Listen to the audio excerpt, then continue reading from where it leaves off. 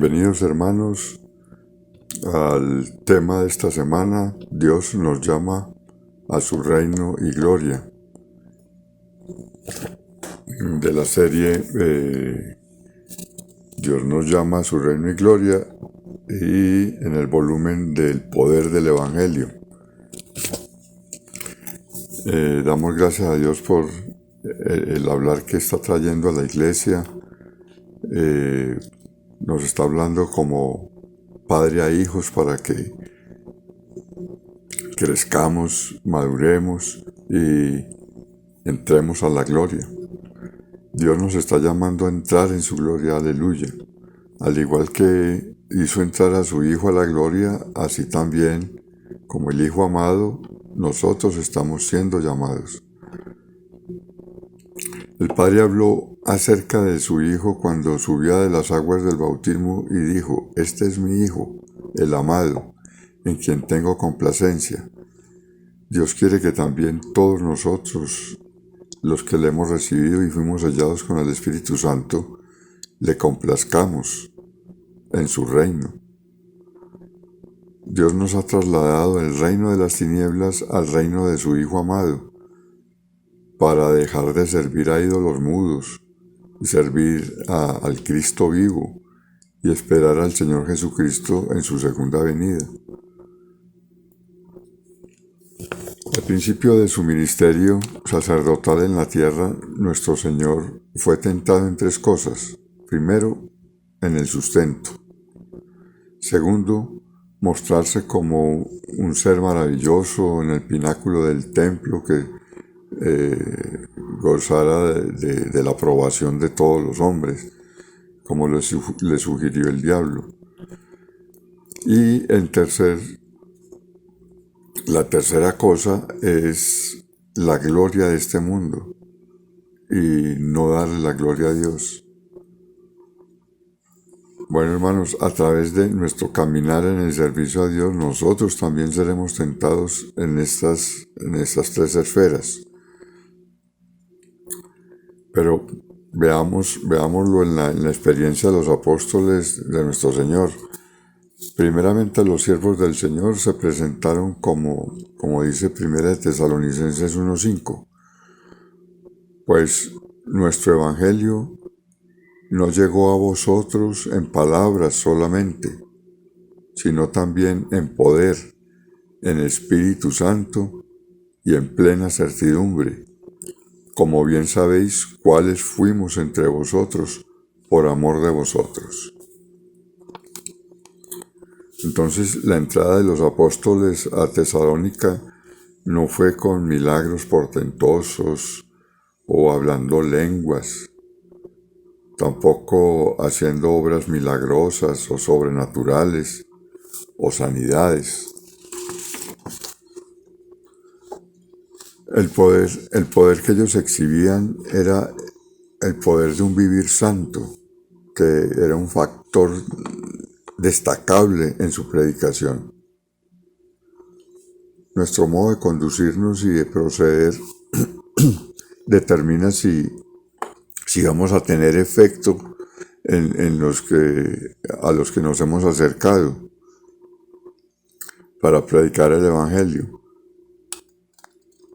Pues aun cositas pequeñas como desavenencias, enemistades, palabras ofensivas, gestos, bueno, etcétera. Hay muchas cosas que pueden convertir infructuosa la obra evangelística. ¿Quiénes somos? Es más importante de qué es lo que hacemos.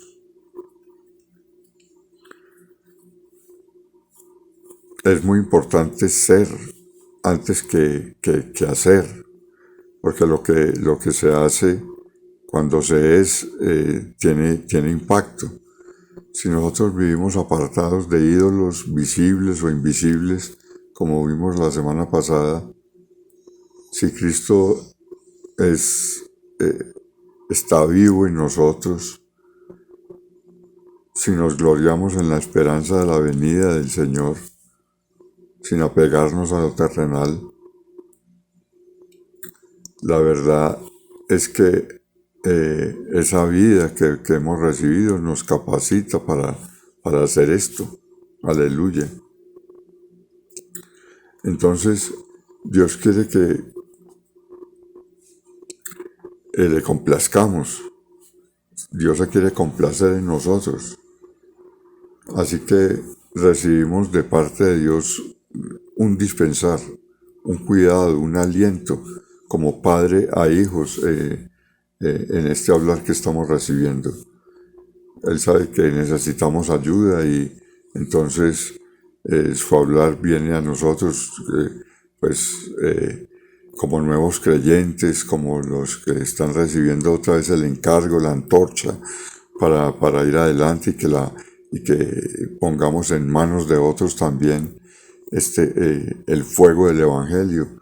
Entonces lo vemos en esta carta, en estas cartas que no está hablando de cosas portentosas, de milagros, de cosas fantásticas, sino que está hablando de un vivir humano, un vivir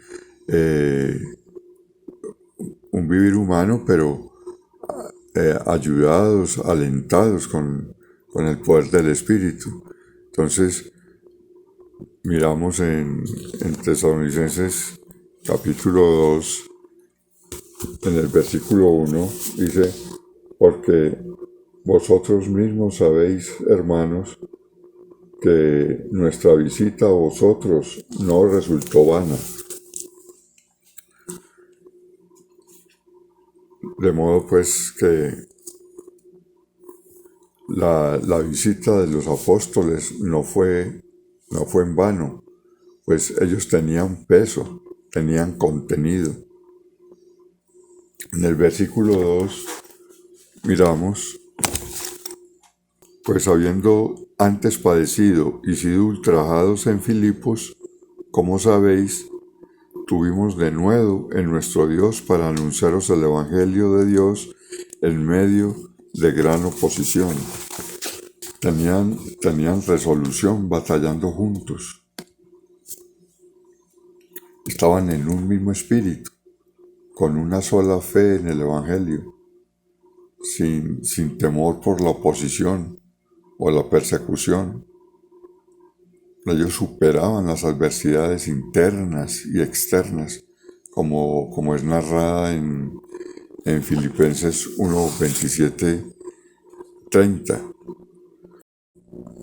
Solamente que os comportéis como es digno del Evangelio de Cristo, para que, o sea que vaya a veros, o que esté ausente, oiga de vosotros que estáis firmes en un mismo espíritu, combatiendo unánimes por la fe del Evangelio, y en nada intimidados por los que se oponen, que para ellos ciertamente es indicio de perdición, mas para vosotros de salvación, y esto de Dios, porque a vosotros os es concedido a causa de Cristo, no solo que creáis en Él, sino también que padezcáis por Él, teniendo el mismo conflicto que habéis visto en mí, y ahora oís que hay en mí. En el versículo 3 dice,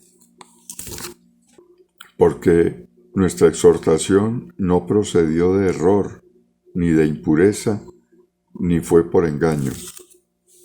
No había impureza, no había engaño, y no habían segundas intenciones en los hermanos que enseñaban. Su meta no era que erraran el blanco. Sus motivos no eran impuros. No tenían medios y astutos y maliciosos para atrapar a los creyentes con engaño.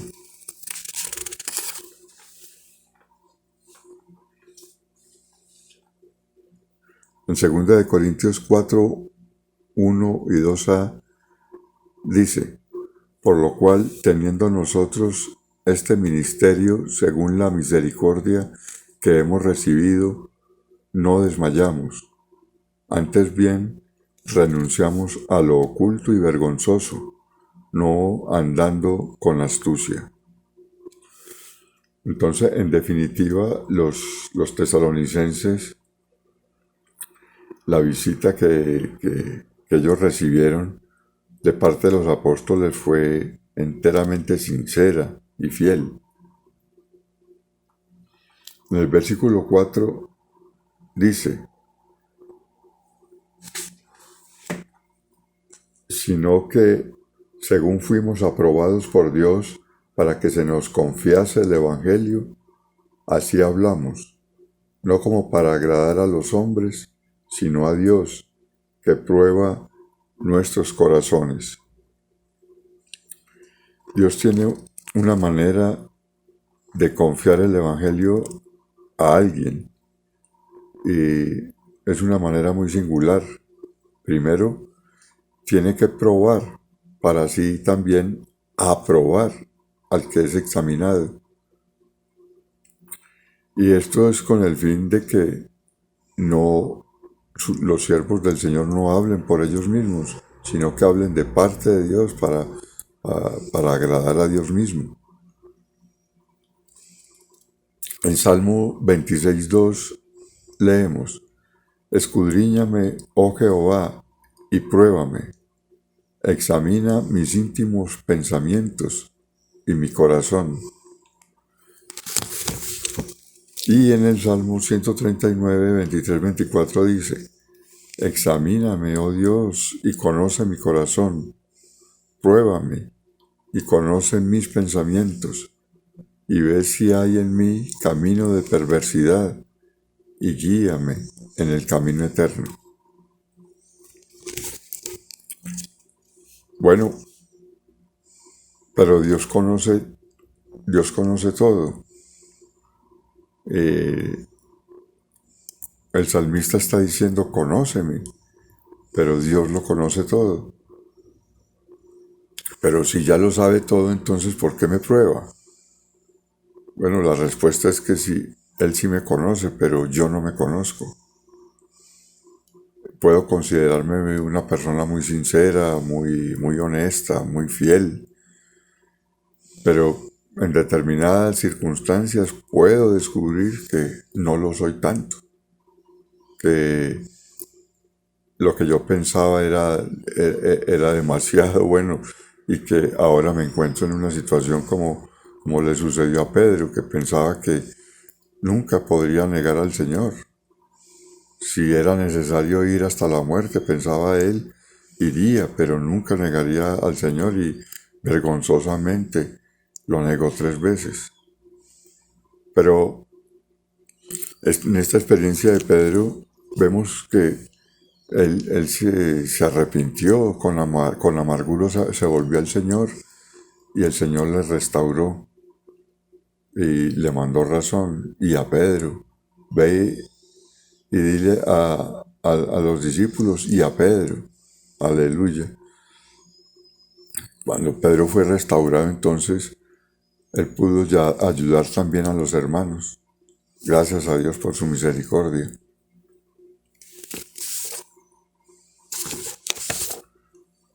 Dios tiene un gran deseo y es de confiarnos su evangelio, pero necesitamos ser aprobados. Pero, ¿cómo ha sido mi vivir? He vivido despreocupadamente. Hay algo que quema en mi corazón, o soy pasivo. Estas preguntas no son para condenar, sino para que el deseo de Dios sea transmitido. Lo que Él puso en el corazón de los apóstoles, con temor y temblor, hace necesaria la pregunta. ¿Dios me confió el Evangelio? En 2 Corintios 11, 23, 27 leemos: ¿son ministros de Cristo? Como si estuviera loco hablo, yo más. En trabajos más abundante, en azotes sin número, en cárceles más, en peligros de muerte muchas veces. De los judíos 5 veces he recibido 40 azotes menos uno. 3 veces he sido azotado con varas, una vez apedreado. 3 veces he padecido naufragio. Una noche y un día he estado como náufrago en alta mar. En caminos muchas veces, en peligros de ríos, peligros de ladrones, peligros de los de mi nación, peligros de los gentiles, peligros de la ciudad, peligros en el desierto, peligros en el mar, peligros entre falsos hermanos, en trabajo y fatiga, en muchos desvelos, en hambre y sed, en muchos ayunos, en frío y en desnudez. Oh Señor Jesús, en Pablo ardía un deseo y que esto nos inspire a decir juntos al Señor, pruébame, confíame tu evangelio. Oh Señor Jesús, en Tito 1:3 dice, y a su debido tiempo manifestó su palabra por medio de la predicación que me fue encomendada por mandato de Dios, nuestro Salvador. Y también en 1 Corintios 9, 16, 17 dice, pues si anuncio el Evangelio, no tengo por qué gloriarme, porque me es impuesta necesidad. Y ay de mí si no anunciar el Evangelio, por lo cual, si lo hago de buena voluntad, recompensa tendré, pero si de mala voluntad, la comisión me ha sido encomendada. Y en Tesalonicenses 2:4 dice, así hablamos no como para agradar a los hombres, sino a Dios que prueba nuestros corazones. Pablo tenía la convicción de que su deber era agradar a Dios. Gálatas 1:10 dice, pues, ¿busco ahora el favor de los hombres o el de Dios? ¿O trato de agradar a los hombres? Pues si todavía agradara a los hombres, no sería siervo de Cristo. Entonces, que el fuego del Evangelio queme en todos nosotros y que haga una enorme hoguera que queme en todas las ciudades. Amén. Aleluya. Este es el deseo de Dios, por eso está hablando y está preparándonos para que podamos ser estos siervos fieles, idóneos, a los que se le pueda confiar el Evangelio para que hablemos como de parte de Dios y delante de Dios. En el versículo 5 leemos,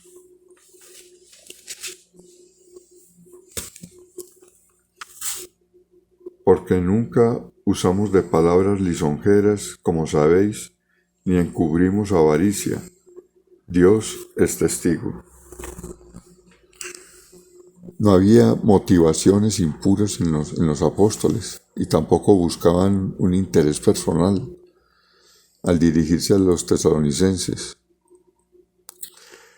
Es un asunto muy serio el tratar de sacar ventaja, sacar provecho, adulando, ofreciendo espectáculos o teniendo un lenguaje lisonjero para agradar a los hombres. Pablo trató con mucha firmeza este asunto en Romanos 16, 18. Dice, porque tales personas no sirven a nuestro Señor Jesucristo, sino a sus propios vientres, y con suaves palabras y lisonjas engañan los corazones de los ingenuos e inocentes. Entonces que el Señor limpie nuestro corazón de estas cosas, de falsificar la palabra de Dios, como dice en 2 Corintios 2:17.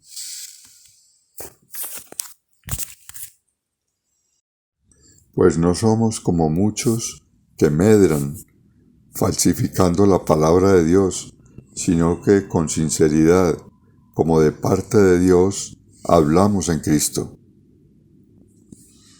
O que seamos librados de andar con astucia, como dice 2 Corintios 4:2. Antes bien, renunciamos a lo oculto y vergonzoso, no andando con astucia, ni adulterando la palabra de Dios, sino por la manifestación de la verdad, recomendándonos a toda conciencia humana delante de Dios. Que el Señor nos libre de usar la piedad como fuente de ganancia, como dice 1 Timoteo 6:5. Dice, disputas necias de hombres corruptos de entendimiento y privados de la verdad, que toman la piedad como fuente de ganancia. Apártate de los tales. Oh Señor Jesús, librados también de enseñar por ganancia propia, como dice Tito 1:11, a los cuales es preciso tapar la boca, que trastornan casas enteras, enseñando por ganancia deshonesta lo que no conviene. También Pedro habla de la avaricia en 2:3. Oh Señor Jesús, y por avaricia harán mercadería de vosotros con palabras fingidas. Sobre los tales ya de largo tiempo la condenación no se tarda, y su perdición no se duerme. Señor Jesús. Entonces, vemos que en Tesalonicenses, en la carta a los Tesalonicenses, en el versículo 6, Pablo sigue hablando, dice, ni buscamos gloria de los hombres, ni de vosotros, ni de otros, aunque podíamos seros cargas como apóstoles de Cristo. El tentador viene a los siervos de Dios con una gran tentación, que es la gloria, buscar la gloria humana, obtener la gloria humana. Y son muchos los que han sido vencidos, han sido arruinados en este asunto. Dios tenga misericordia y nos conceda servir con humildad, sin tratar de ser reconocidos o ser tenidos por algo o alguien, pues somos siervos los unos de los otros. Despojémonos entonces de toda supuesta dignidad y, como nos enseñó nuestro Señor, cuando lavaba los pies de los discípulos, dándonos ejemplo para que siguiéndole tengamos la bienaventuranza de tener parte con Él. Bueno, hermanos, los apóstoles, como el Señor, no usaron de su derecho a ser carga para otros. Cuando estamos en el camino del reino y de la gloria, el mayor peligro es la gloria de los hombres. Entonces reconozcamos que la gloria es del Señor y seamos humildes y sencillos, reconociendo siempre esto, que la gloria es del Señor.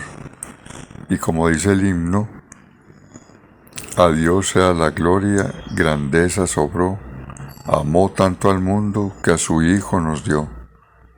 Rindió Él su vida y ganó redención. La puerta a la vida a todos abrió. Bueno, hermanos, queda pendiente una parte del mensaje de esta semana, lo estaremos mirando el domingo, Dios mediante. Para todos muchas bendiciones y que el Espíritu sea recordándonos estas palabras para que andemos como es digno del Evangelio. Amén.